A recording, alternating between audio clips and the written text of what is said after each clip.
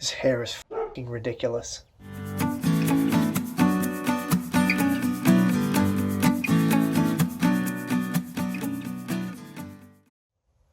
What's up, guys? Thanks for joining me today in another video.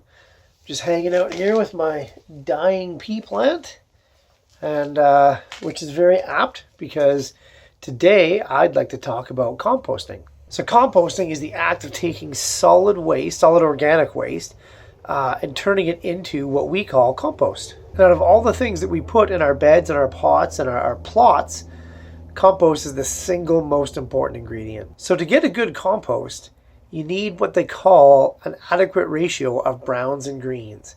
So browns being your carbon sources, things like wood chips, dried leaves, dried grass, paper, cardboard, egg cartons, things like that. With greens being your green living material, weeds that you just pulled up, green grass, green leaves, things like that, and kitchen scraps, all your veggie skins, watermelon rinds, things like that. Those are your greens. So for a ratio in my compost, I shoot for about a 25-to-1 ratio of browns to greens. So now when we talk about a browns to greens, the browns refer to carbon and the greens refer to nitrogen. So it's really a carbon to nitrogen ratio. And so what happens in this aerobic process of composting, the microbes use the carbon as an energy source to break down the nitrogens into, humus and compost. So if you have too much carbon, you end up with a decomposition rate that kind of slows down and a less rich, a less fertile compost. And conversely, if the nitrogen content is too high, you kind of end up with a stinky pile of compost that doesn't really break down. It stays really wet and kind of slimy, and it's not great to work with. So if you can shoot for between 20 and 30-to-1 ratio of carbon sources to nitrogen sources, you'll be okay. You'll have the best compost around.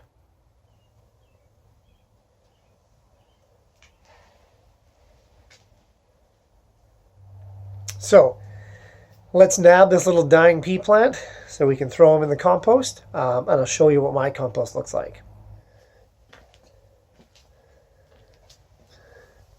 So using our no-till method, we don't pull up the plant. We simply cut it off at the root collar, undo the twist ties. Twist tie number 1, twist tie number 2, and twist tie number 3. Oh, hey, come on now. There we go. And we simply just pull it off the string. Just like that. And you can see in its place, already planted, is a Brandywine heirloom tomato. Which, well, while we're here, why don't we stake it? All right. Well, using one of the twist ties that we already had, I'll bring her in tight here.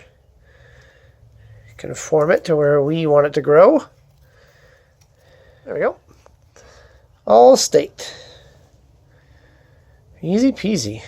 You can see there's an Earliana, and there's looks like another Earliana already staked and ready to go. So that was the last pea on this side.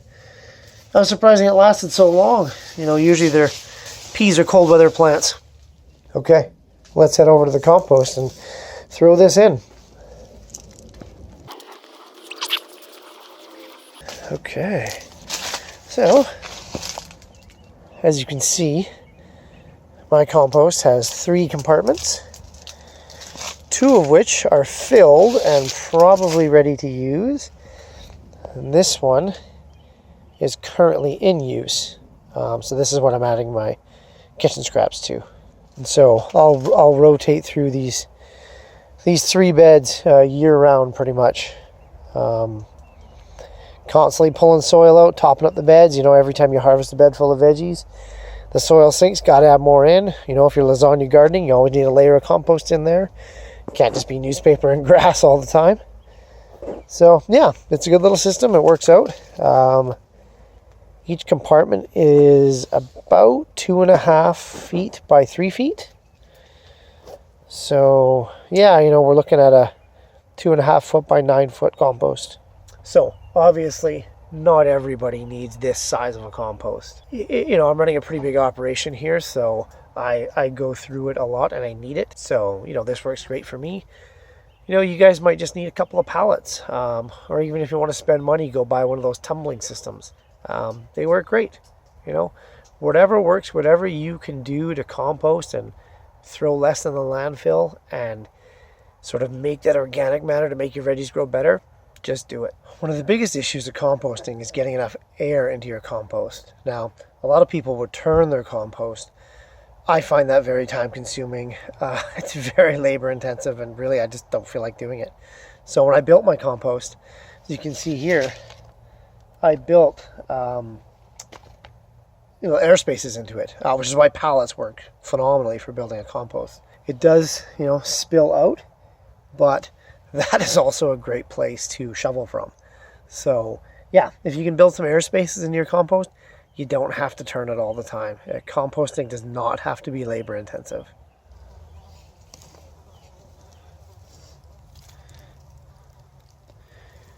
Damn, that stuff is good. All right, let's head back to the greenhouse and talk about the final few do's and don'ts of composting. All right, we're back. We're just chilling out with the basil. Looks like it needs a little bit of water, but yeah, it's coming on great. Yeah, I love basil. Love basil so much. So, a couple of do's and don'ts with composting. Mostly to do with what you add to it. You know, most of them are pretty self-explanatory, but there's a few surprises that you might think, oh, I didn't know I couldn't compost that. So, you know, the things you don't want to add to your compost would be things like sticky labels, like, you know, the labels on apples. Try not to add those in. Glossy paper, you know. Newspaper, most newspaper is fine. Most of the inks in newspapers in North America are vegetable based, so even colored newspaper, that's fine. But the glossy ones, obviously the ads with the cologne and the perfume in it, try not to put that in your compost. That's probably toxic. Yeah, things like sawdust is okay, but, you know, try not to use sawdust from treated wood. You know, treated wood is either formaldehyde or malachite green or cyanide, so you don't want that in your compost. You know, a couple of things you might not have thought of: citrus peels. Not good for your compost. Don't put them in. You know, orange peels, grapefruits, all the rind, lemon rinds, limes. Don't put them in your compost. Just either garberate them or put them in the city compost so they can deal with them. Or, unfortunately, throw them away. Meat, you know, fish and meat scraps. Do not put those in your compost. And also tea or coffee bags. Coffee grounds are great for your compost. Which, oddly enough, coffee grounds, they look brown, but they're considered a green because they're high in nitrogen. So yeah, the brown-green thing it's not a color thing. It's a carbon nitrogen thing. But yeah, tea bags and coffee bags, don't put them in the compost. Another thing is a lot of people will water their compost, you know, thinking it activates it and gets it going faster. If you have the proper carbon to nitrogen ratio, you don't have to water it. You know, it's okay if it's open air and the rain falls on it, but you don't have to add water to it. You don't have to, you know, you don't have to do anything really. If you built your compost properly and you're adding in the right ratio of things, it's pretty much no maintenance. There you go, guys. That's it for composting. I know it's a pretty short video, but it's basic stuff. It's not very hard once you get started. A lot of it's intuitive. As always, questions or comments, put them below. I'll try to answer as many as possible. Hit subscribe if you like composting. Hit subscribe if you don't like composting. If you don't like composting, explain why. Yeah. Anyway, happy composting, and we'll see you next time. What the f? There's a piece of tape and a piece of weed barrier. That's awesome. Yes, folks, I am an organic farm.